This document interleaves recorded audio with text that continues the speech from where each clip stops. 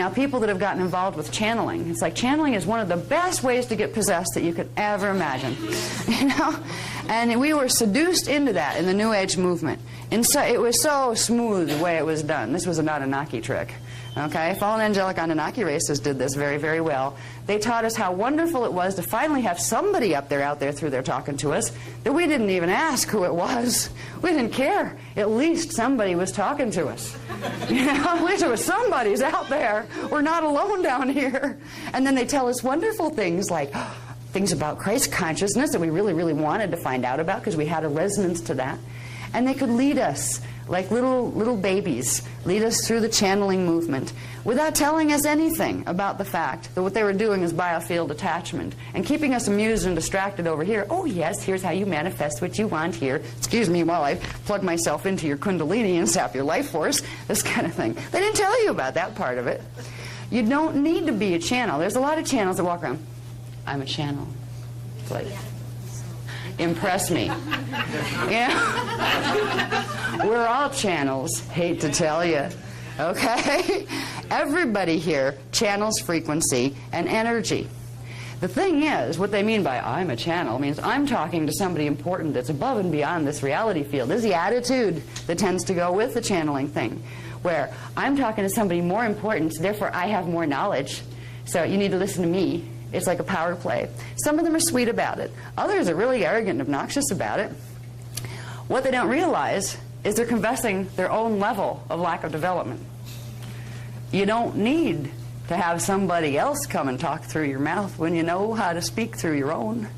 You don't need somebody to say, hi, I'm an angel, I'll tune every once in a while and fix things for you, when you're a Christos being and you know how to be your own angelic force, because you can access even more information than the angels have, because angels are D6 consciousness.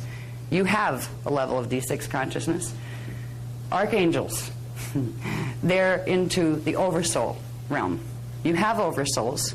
These are still baby realms. These are the guys that people are listening to in the New Age movement. Hi, I'm Archangel so-and-so. You know, hi, I'm Angel so-and-so. Aren't I sweet and pretty? I'll talk to you nice, and I'll tell you all sorts of wonderful things you want to hear, so you'll follow me blindly and do what I ask you to do and not worry about taking responsibility for yourself. We have been seduced in this culture. There's two things happening, seduction and terror. When you deal with draconian matrix teachings, you usually get terror. They just teach you God's going to hate you and flatten your world if you don't follow A, B, C, and D, period, and you have to talk to the priest on a regular basis because he's your link to God. Traditional stuff is built on that. The seduction is even harder to spot because it's telling us everything we want to hear. Yes, we can be free. Yes, we can be Christos. Yes, we can talk to things that are higher than here. We even have parts of ourselves higher than here. Nothing like getting half ascension teachings given to you when you've had none.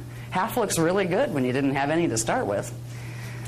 We don't need either of those things as Christos beings, because we come to realize that any information that's up there and out there that any of those guys can access, we can access too, but in the most perfectly personal way.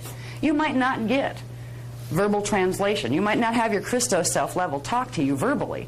You may get it in direct cognition where you suddenly just know. What do I do with this? I don't know. Get out of your own way. Go do something relaxing. Look out at the snow and how pretty it is. And then tune back in and say, what do I feel about this?